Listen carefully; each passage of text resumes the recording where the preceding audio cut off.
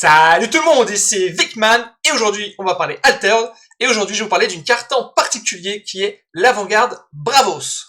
Donc l'Avant-Garde Bravos est une 4-2-2 pour 3 de la main et 3 de la réserve, et qui a en effet flèche, donc depuis la main et depuis la réserve, de enlever Fugace à un autre personnage, et en rare, de mettre un boost en plus. Quand j'ai commencé à jouer Kojo et Bouddha, mais j'ai testé plusieurs cartes, et donc notamment l'Avant-Garde Bravos, que j'ai mis dans mon deck, et comme je n'avais pas encore toutes mes cartes rares, j'ai décidé de la tester en rare, parce que j'avais une copie de la rare qui traînait par là, je me suis dit, bah allez, on va la mettre, on verra ce que ça donne.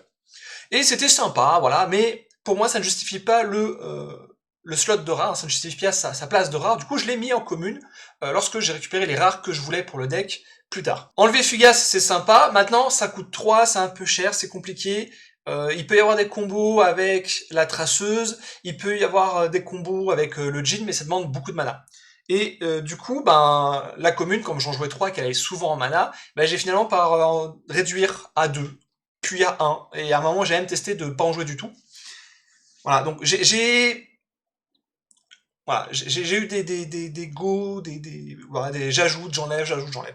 Et puis, je regardais un peu la liste d'un collègue de Kojo, hein, donc Carbozo, si tu me regardes, salut. Et j'ai vu qu'il jouait l'Avant-Garde en rare. Et là, je me suis dit, mais pourquoi la jouer en rare s'il est fait, c'est juste dans le Fugace, ça prend un slot de rare, tout ça.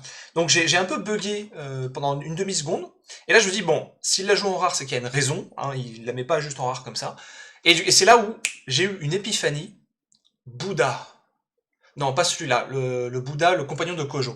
Alors, pourquoi Bouddha? Parce qu'en fait, en rare, du coup, comme elle donne un boost, on n'est pas obligé de jouer l'avant-garde pour seulement enlever Fugace. On peut la jouer pour donner un boost. Et le fait qu'on ait Bouddha un tour sur deux, ça nous permet d'avoir comment dire, au moins un tour sur deux, cette liberté de pouvoir jouer l'avant-garde comme ça directement de la main ou de la réserve pour éviter de se faire saboter si on a que elle en réserve, pour donner un boost. Et notamment au premier tour, c'est assez fort, c'est-à-dire que ça va donner 4 en stats en herbe, hein, puisqu'elle a 4 en start en 4 de stats en herbe. Donc d'un côté, ce qui est dur à passer au premier jour, et en plus de ça, donner un boost à Bouddha qui sera du coup 3-3-3, et pareil, c'est dur à passer au premier jour.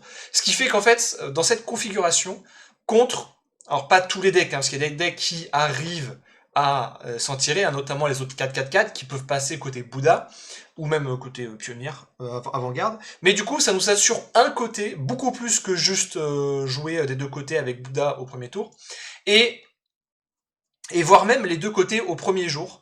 Donc c'est un play très très très fort. Voilà, donc c'est pour ça que je vous incite à jouer l'avant-garde en rare dans vos decks. Moi j'en joue deux copies, pas trois, parce que trois c'est un peu trop. Mais du coup, je vous conseille de la tester dans les decks Kojo, d'en jouer deux en rare. Voilà. J'espère que ça vous aura plu, et je vous dis à bientôt.